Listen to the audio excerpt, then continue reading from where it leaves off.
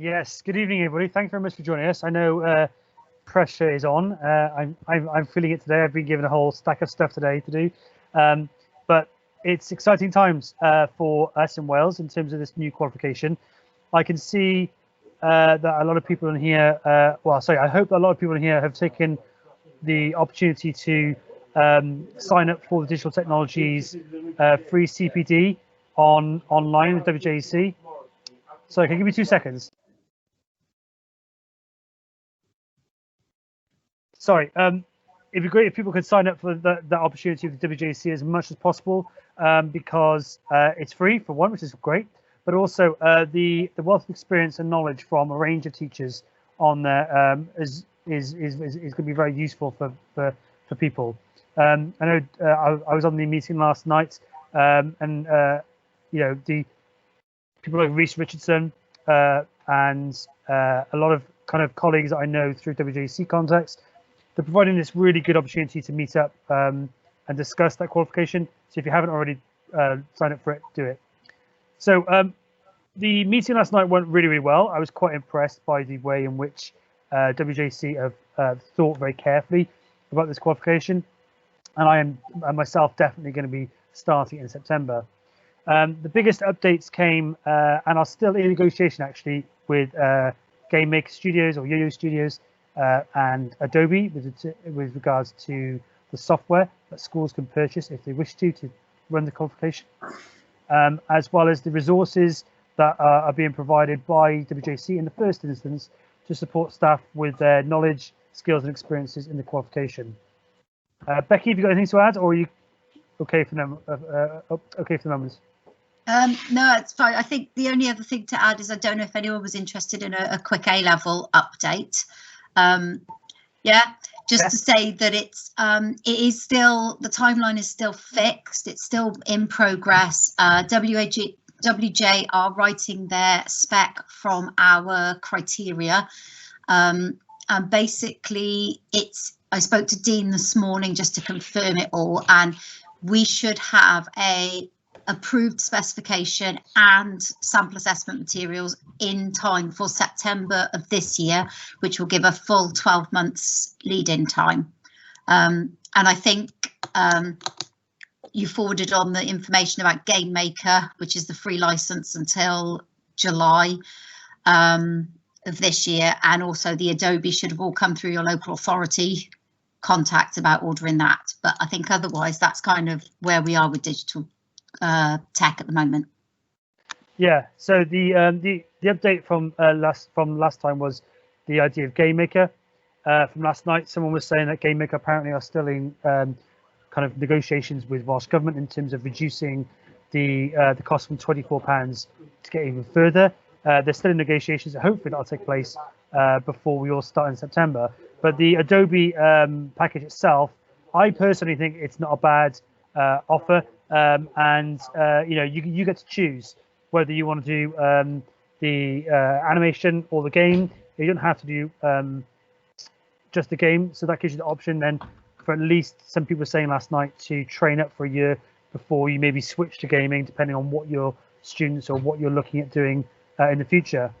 With regards to the qualification, resources are being dished out now, and I think there is a Facebook group, I believe, that Reece Richardson and someone in Abergavenny, I think it was, has set up to support the training and guidance on this. So if you haven't got Facebook like me, then we're able to at a bit of a disadvantage. But if you have, you might want to have a look at that. It's something along the lines of digital technology teaching group or something like that. So with regards to the qualification, it's broken up into 3 units. Hopefully we've all read or had an idea of what that is. It's the first part is theory, linked with the computer science element and some digital technology, ICT kind of elements to it.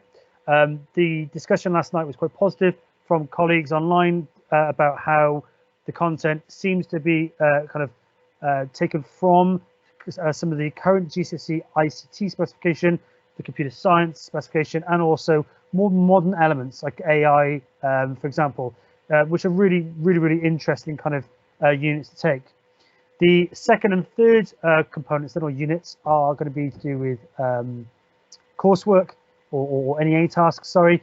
In the first instance, in Unit 2, we've got an Excel kind of data cleansing task. That sounds really interesting. Sounds really different. I don't know how many students, I don't know how my colleagues on here today offer that at either GCSE, Key Stage 3, or even A level. But that sounds really interesting, really different. And then they've got the NEA task to do with either the game making or the animation. The third unit then is going to be also a kind of a project-based task using Adobe products as well. So all in all, I think the qualification itself seems to be very exciting. Yes, there are elements that myself and other people would like to put in, take out, and we could discuss that kind of element all day. But I really wanted to point out the fact that this is not an ICT qualification, and I agree with Andy Parker last night. People were talking about a variety of different things, but that message kind of came through quite a lot. It's not ICT, and people should stop treating it as though it's ICT. Where I remember when I first started teaching about 12 years ago, 13 years ago, and every single student in year 11 or 10 went through ICT because it was seen as a easy qualification. Anyone could do IT. You take a screenshot, you copy and paste in, and that's about it. But it's evolved since then. The new GCSE ICT qualification has evolved. This is even one step further, and I think personally and professionally, this is a very good move by WJC, by Qualifications Wales. And something I didn't realise until last night was it is only available in Wales, which is a big bonus. So the success that we generate will hopefully then impact its use across the UK later on, potentially. I hope so. It'd be nice to see colleagues in England kind of getting in on this. Becky, is there anything else you want to add or go through? Or I don't think so. Just to say as well, Technocamps are working on some training as well. It's going to be, I'm waiting to hear back from Stuart, but it's going to be sort of directly linked to the specification, and that's going to be opened up to teachers fairly soon, I think. But other than that, yeah, it is just that emphasis, isn't it? It's not ICT, it is digital technologies. We started with a blank sheet of paper, and that's what we ended up with. And you can imagine the discussions on the way as it was being written, and then the more stakeholders that got involved, the more discussions we had. But I'm really excited for it, and I think it gives a really good opportunity. I know there's a cost implication. I know that the £3.80 per user could be something that some schools are concerned about, but ultimately it's like any new qualification. There should be a fund in your school possibly for new qualifications, so treat it as a new qual, not as this is just ICT changing. And I've certainly sent an email to my lead teachers today to say I'd like to put a bid in for a new qualification for resources. So I think that would be a really good way forward. But other than that, I'm quite excited about where it's going to go, and looking forward to hearing about the next steps of training with Technocamps as well. It's going to evolve as a qualification, which is even better. And there are things that, as you said, we could all take out and put in. But there are two things that people said to me yesterday. Yeah, one is ICT. Treat it as not. Sorry, it's not ICT. Don't treat it as ICT. But I think we've got to be honest with our students and our and people that want to take it. It's not about gaming. It's not about just making games. It's not about just making animations. This is about preparing them for a future with a variety of different technology, and whether that's theory-based technology, or whether that's practical skills. And I think this is going to be extremely exciting. I'm not going to be offering it to every single student. I'm going to be trying to, I have to limit it to one class of 32, unfortunately, because of issues here with teaching and stuff like that. But I think that you've got a great starter that you can then build on, especially with this new A level, and even further down the line next year, isn't it? I think next September or September after. But cost is a thing, but I don't see why anyone would want to put through 150, 200 students like we would have done in the old IT qualifications, when we should be supporting the students with talent, with those aspirations, to gain access to this kind of qualification and support them on their journey. And yeah, technical camps are offering support. I know WJC are going to be offering some, and I think it'd be great if we as a group of educators could also come together, actually genuinely share resources, best practice, and try and get on board with it as you know, as much as we can. Matthew, I think that's from me. I'm going to stop talking. Pass the baton on. Yeah, the only thing I was just going to add into there is I sent the Facebook group link out that Rhys passed on to me, Rhys Richardson passed on to me yesterday in the agenda. So if you want to add yourselves into that, then obviously the link is there. Yeah, okay. When myself and Rhys and Georgie kind of came up with this agenda and looked at ideas, obviously Rhys was going to talk about the digital technologies along with Becky. And one of my ideas was, the idea was to kind of look at how we are capturing learning online at the moment. Now, at the moment, we are all trying to look at how we are evidencing our assessments. And I suppose we should really say as a bit of a disclaimer, we aren't in a position as EAS team, if you like, to tell everybody how they should be capturing the assessment data as such, and then looking at the centre determined grades. However, there's nothing wrong with us maybe looking at how we are capturing learning online and then maybe looking at ideas moving forward. Now, that's not to say that I have all the answers. You know, I think, you know, everyone is currently with the blended learning or doing the blended learning. So I'm not saying that I'm going to sit here and talk to you as the expert. I'm just going to share what works for me. A lot of this you may already see on Twitter, because there's, you know, things that I know work well for me because I've looked online and I've, you know, implemented it and tested it from other people. Okay, so like I said, this is not all my ideas. As a little bit of a starting point then, and a little bit of context, from our point of view as a school, we use the Dr. Rice model. Some may be familiar with this already if you've been part of the Levy training.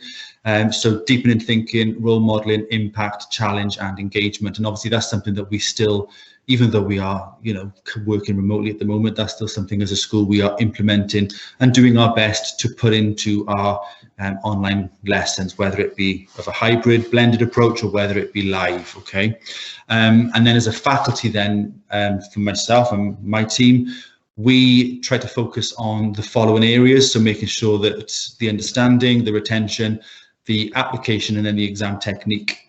And we tend to find as a faculty that the retention is probably the one bit that we need to focus on the most, and that's currently a focus with my team and the classes that I oversee, because we find that, you know, pupils are not going away and doing their tests and self-testing and so on because it's hard, and, you know, it makes them think hard, and then they kind of get put off as a result. And I think the one thing that has been highlighted to us over the years when we've been looking at research and looking at results is the fact that students are often, you know, so-called revising well, as they always put in their targets, but they're not necessarily taking having the right medicine for the right pain, as I like to put it, just to kind of help them look at how they are working, if you like. So for example, I'll say to them, you know, you wouldn't go to the doctors with a headache and then they end up giving you crutches. So for example, they need to look at which one of these 4 things is causing them issues, and then there are separate medicines, if you like, for each of these 4. And I've got a big mind map, and the pupils tend to kind of give me the ideas, and then I kind of map what the issues are, and then I say, right, well, how would you fix an issue if you had a problem with application? How would you fix an exam technique? And then we kind of look at it that way. And the same really for the online learning. Again, it'll be different for your schools, it'll be different for your students, but that's something that we are trying to adopt as best as possible in the current situation as well. I know that obviously, you know, with the centre determined grades, exams are looking very different this year, but that's still something I'm trying to focus on with the students, making sure that they still have those skills so that they can answer exams, you know, for the year after and so on. So that's something that, you know, I thought would be useful to share with you in terms of the context of where I am as a school and as a faculty. And then looking at the tools that we're currently using, again, very similar to many of you, I'm sure, we're using Google Meets, Google Classroom, and Google Docs. I know as a faculty and as a school, we were finding in the first lockdown that it was a little bit of cognitive overload, really, because all members of staff were just hitting the ground running, picking the tools up as and when they thought, you know, they needed them. Students were doing things in all different ways. You know, some were submitting, some were sharing. So as a school, we're now focusing on maybe our main three, if you like, just to make sure that, like you said, the technology is the vehicle, not necessarily the main pedagogical driver. So that's, you know, our focus there. Maybe different for you, I don't know. So using those then, and then after tying those three things together, things that we've been trialing as a faculty is working with the retention is Quizlet, quizzes and Kahoot. Again, like I said, I'm not going to give you necessarily anything brand new today. It's just things that work for me. Might be a little bit of a reminder or a prompt for some of you that may not have used some of these for a while. Like, you know, some of these are not for me. I just recently picked Quizlet back up because I know that works particularly well with the retention strategies for particularly A-level. I know more Key Stage 3 and Key Stage 4 would like the Kahoot areas, the Kahoot platforms. And if you haven't looked at these in a while, they have been updated, as you can imagine. And I was surprised to see that there are sort of more areas, if you like, to show you as a teacher which questions they're getting wrong. I know, I can't remember which one it was now. I did it with year 10 and year 9 the other day, but it was showing me the difficult questions, or it was showing me the questions students had wrong first time around. And, you know, if you're not familiar, that there are lots of available pre-created quizzes that you can just adopt and plug and play, basically. There was one quiz that I looked at that was specific to WJCIT, and I think it must have been the student that created it, because I think one of the questions was something like, why is ICT so hard? And it was something like, this teacher is so-and-so, you know, so I thought, well, better not use that one. But, you know, you can pick and choose which ones you use, and you can also edit them. So if you do happen to see a question of that nature that you don't particularly want the students to have access to, then you can adapt and change other people's work if you wanted to. Because again, you know, as Georgie and Reese and I have discussed, a lot of this is aiming to hopefully reduce workload as well, because there is so much going on with us SILs, as our faculties, our departments and schools, you know, so anything that can help save us time and workload, I'm sure you'll agree, is more than welcome. Something else that we've been using is Jamboard. You may be familiar with that, with the Google platform. We've been using it partly for engagement, but also partly for collaboration as well, because we were finding out about yourselves. But a lot of the time when we were doing live lessons, we were talking to emojis, and it was becoming a little bit draining for staff to kind of almost get out a bit of interaction with the students. And sometimes the chat works for some students, sometimes it doesn't always. So we've been using Jamboard. Again, apologies if you already know this, but you create it in Google Meets, and then it shares it with the rest of the students. And again, looking at the example on the screen as well, it's for a retention purpose there. So I would usually get students to maybe jot something down that they can remember from last lesson, jot something down that they can remember a bit further back.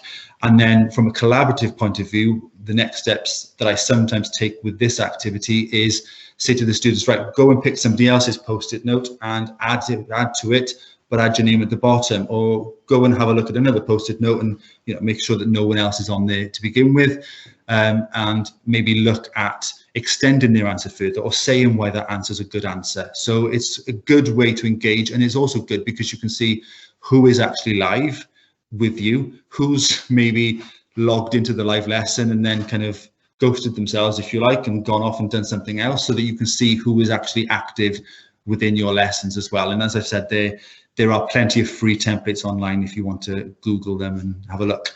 If you haven't used it before, the one thing I would maybe suggest is almost embrace the novelty that students have when they first go on there, and they get a little bit excited, and they do sometimes have a little bit of a post-it note crash, if you like, because they're all trying to move their post-it notes at the same time. And you, as much as we all like controlled environments in a normal circumstance, I think you just got to embrace that the novelty can be a little bit exciting, a little bit too much for them when they first use it, but they soon settle down and it does work well.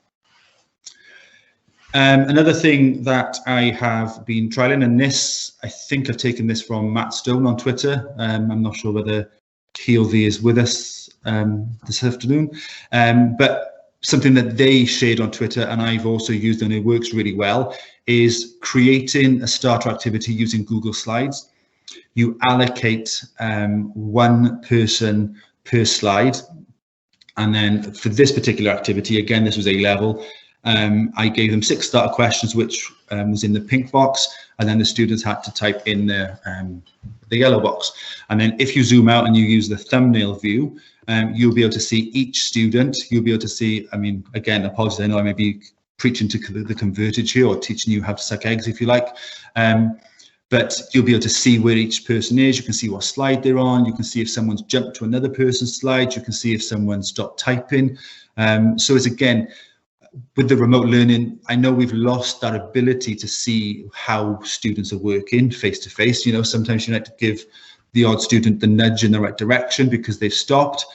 So you're unable to know who stopped at the moment. So this is a good way to see who stopped typing, to kind of give them that little bit of a nudge again. Okay, so that's one that I quite like, actually. Another thing then that we've used, we use this anyway, but this is working particularly well at the moment because students have to be more independent, is the diagnostic mark sheet. Now, it links back to the 4 areas that we focus on, so the understanding, application, and so on. So whenever we do an assessment, I give this sheet to students. I'll just click on this actually so you can see it a little bit bigger. So I give this to students, and then depending on what questions are in the test, depends on then the topics that's in the question column. And then I tend to color coordinate it because I find that's quite helpful, because the students then can almost visualize which topics are where, and then it's easily spotted then if there's a huge error that they need to address. I get the students to fill this in. They put the marks in, they can then work their percentages out, and then I usually get them to RAG rate. It does take a little bit of training to allow them to get them to understand fully what each of these areas mean. So I get them to RAG rate then the understanding, retention, and so on, so that they can clearly understand what their issues are, and then linking back then to the medicines that are appropriate for their pain, if you like, or for their needs. They then, after they've kind of looked at a topic overview at the bottom, I then get them to basically give themselves a success and target. But again, and it is really difficult, you know, I've been doing this for about a year or 2 now, I would say, and I still get students to, you know, I will revise harder, I will work harder, and you've got to really drill into them. I find that, you know, what is the specific need? Different things require different actions, if you like. So that's where I get to students to really think about what it is they need to do in order to address the issues here. So if it's an understanding issue, you know, what are they going to do? If it's an issue with the application and applying it to a question, then they need to give me specific things regarding their targets. Okay, so that, like I said, we used that prior to the pandemic, but I'm finding that particularly useful at the minute because it allows them to be a little bit more focused, and where some may be struggling to be independent, this pushes them in the right direction. And then what I tend to do then is my target is usually another question based on, because I can clearly see then from the percentages which is their issue area, which is the topic that they are finding hardest.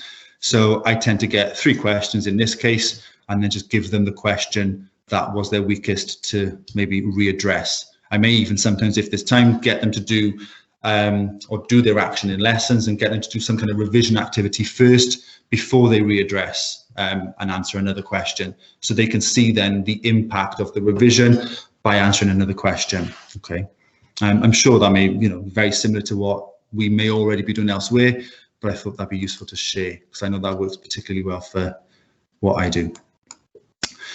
And then the final thing then, Janine was originally from Blackwood, going to be providing you with some information on Moat, something that she uses as in her lessons, and I use it as well, but she's got a parents' evening, so I'm just going to cover this quickly on behalf of her.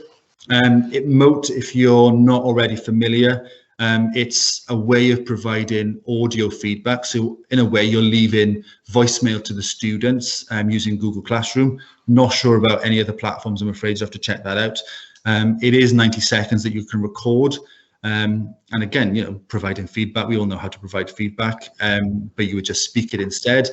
They have calculated that it is 3 times faster. I'd probably say it's a little bit faster than that, because I'm getting a lot of feedback or giving a lot of feedback now than I ever have as a result of this.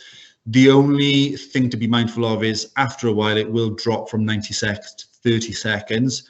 And there will be a £19 charge if you wanted to go back up. It's an annual cost if you wanted to go back up to the 90 seconds. But what I've started to do is just give 2 audio recordings, so maybe 30 seconds successes, 30 seconds targets, and just work around it that way. Okay, so that's it from me. Not sure if there were any questions or if anybody else has any other ideas that they'd like to share that work well for them. Yeah. Good. Okay, right. So this is what we've been doing then at Isline High for I don't know, a year or so now. I'm going to show a little bit of context as well as what we're trying to do. Now, it does feed into what Matthew's been talking about as well. So we were using Google Classroom, and we've been using it for about, I don't know, 4 or 5 years now, quite a long time, and found that a lot of the content in the classroom got really, really clumsome, and a lot of it. So I basically decided that I'd start to create a site for the GCSEs to start with. So I've got the GCSE. This is a landing page for the topic 1, and I've started to do a similar one for the new GCSE as well, for digital tech GCSE. And this video has just come from Adobe. So I was released last in WJC last night as well, and obviously we were talking about different things. And so yeah, I'm just going to be using the Adobe videos to help with that, to support. But anyway, for the learners, this is the page that they get for the for their topics. So they get the workbook. The workbook gets put into the classroom for them to complete. It's just put up here as in a PDF form for them to revise or have a look at, if maybe tackle it before, or maybe if they've come to it late or something like that. So anyway, there's a workbook there in Google Docs, and it's got exam paper questions directly straight in there as well. So that's something we've been doing. And then we've got a video that we've obviously taken from Craig and Dave. So I've managed to find them from YouTube. And then I'm going to talk to you about the forms, what we're doing with forms in a second. But like Matthew's mentioned, we use Quizlet as well, and the different forms, they are quite good for our learners. But what I've been trying to do in terms of while we're away from school and our remote learning, is to add as much information as I can to help with the predicted grades. So we've got our workbooks, we've got 2 mock exams. So for Unit 1, we do 2 mocks. I split the whole of the topics into halves. So they've just done 1 mock, and now they're starting to do a second one. And then I've used these forms then as well. I don't know if I can pop that out, but I've got it here anyway. So they complete this form. Once they've completed the form, it then goes into a spreadsheet. I'm sure you're all aware of this if you've using Google as well, that you've got, I've got all my forms, they're all down here. This is actual live data, so I've just taken out the learners, but you can see I put Mary Smith in yesterday as an example. So this then is what I'm going to be starting to do for tracking. So they've got all their work in this site. They've got the workbooks in the classroom, they work on the workbooks, they do the form, and then I've got data then from the workbooks, from the form, and from their mock exams, and this all goes into this spreadsheet. Now this is something that we're working on at the moment. It's not something that we've managed to complete, but you can see that the form here takes that data. So what we've done with this, I had some help with it, to be honest, with this spreadsheet. Remember my SLT, we worked to make sure that whenever they do the forms, they could do the form once, twice, 15 times, it will always take the highest score. So it always calculates the highest score, and it will put it into make sure I'm in the right place. It will put it into here then. So we've got their highest they've got their, sorry, it's into here, so it's got their highest grade, along with their mock exam results as well. I've put those in manually, and then that will then feed it into what I've done as well. I'm trying to do is use Autocrat as an add-on, so that then you can then submit this to the learners, so they can have this to show what they're currently working on. So this could be emailed to them as their mock grades, so if they've had a few attempts maybe, and then these, I've only just done the first unit so far with this. So when they do this is showing the fictional learner, but you can see then that this populates then, so they can show what they're currently working at with their grades. So this could be emailed to the learners, it could be emailed to parents, so that they're all aware of what they're currently working at and what their current progress is. So that's kind of what we've been working on. It started with the forms. I made a form for all of the topics that they just complete, and then obviously use the spreadsheet, but needed to do something with it. So in terms of data capture, that's what we've been doing.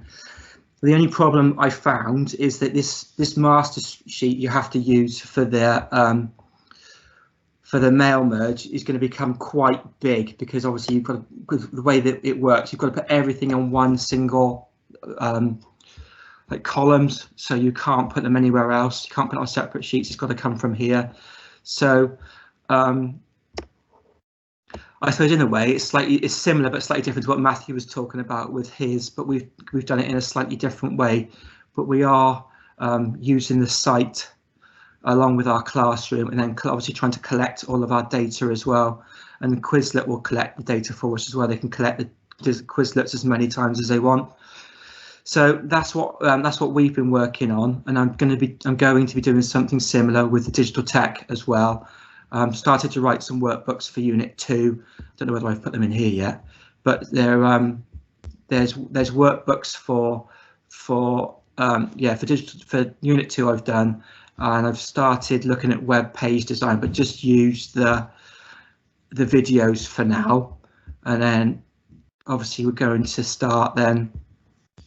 I've only just started building this, so you can see that's the start of it. I've done a workbook for digital technology there, and a form and a Quizlet for it. So that's how I've started. So that's what we're working on, obviously, in terms of collecting all of our data as much as we can and trying to share that back with our learners then, SLT, and with parents as well. I don't know when anybody's got any questions for me.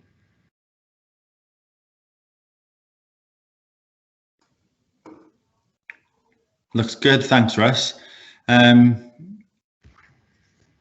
Should we take any of the, well, if there are any questions, take those at the end, maybe? At the end, is it? So I mute my mic? Yeah, you may need to end sharing as well, Russ, if you don't mind, please. And then, last but not least, we're going to hand over to Rich. Right, okay, yeah, I thought, well, I was going to do some stuff about unplugged, because we've basically spent the last since September without any computer rooms other than the exam classes. But I mean, it looks a little bit like we're hopefully coming back to being back in school. And I just thought a lot of us have done a lot of blended learning, and a lot of us have learned quite a lot of new skills and new techniques. And I sort of thinking back, and we've as a department, we're basically. I was thinking, it could be that we now reflect on what we've learned, and then we could be thinking about how are we going to use those things that we've learned in the last year or so when we get back to proper face-to-face teaching.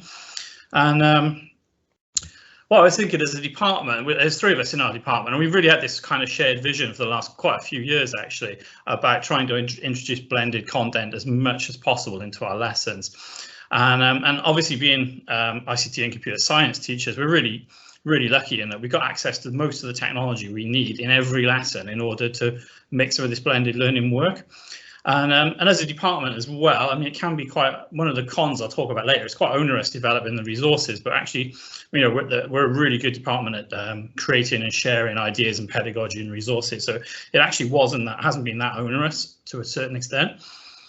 Okay, looking back at over the last couple of years, one of our school and department improvement plan priorities was really about supporting and challenging all our groups of learners in our lessons. And I we were thinking about this, and one of the blended techniques we were using really was we decided to record instructional videos to scaffold tasks and provide extension work. So you know, providing the framework to support all our pupils could work at their own pace during the lesson. So the sort of thing we might be doing at home at the moment, but used in the classroom. Other good things about this is, you know, it really facilitates role modeling the skills and how our thought processes are when we're using those skills. And we really started off quite sort of basically. I think we bought like some screen capture software. We put a bid in for some money for some screen capture software. We bought a few licenses of Camtasia, got ourselves a cheap microphone, and we were already using Google Classroom and Google Drive. And I think the main part for us, the biggest outlay in this, was getting class sets of headphones, which I think probably cost us knocking on for about £400 or £500 to start off with. So, you know, if we're expecting pupils to use class videos and stuff in lessons, we need to really sort of invest in getting some headphones for them to use. And our first sort of stuff we came up with were things like this. So we did like a skills progression where we're teaching year 8s how to sort of get started with spreadsheets, basically from the first sort of adding 2 cells together to pretty much using nested ifs and VLOOKUPs.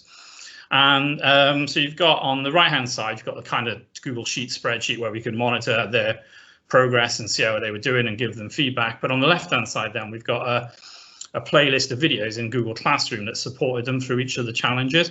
And the lesson, I mean, the lessons very much were sort of a small amount of teacher talk at the beginning of the lesson, and then pupils working through these at their own pace. And it really left us to be able to help the pupils who really found that difficult. And so you had pupils all at different paces all the way through the lessons, all doing different things, but working towards the same goal in their own time. And so one of the things looking at that, we had some pupil voice feedback from that. And one of the things that was really suggested by quite a perceptive bunch of year 9s was that they quite liked extension work, but they didn't like the fact that often their extension work was, you're just going to go on to what we're going to do later on as part of the sequence.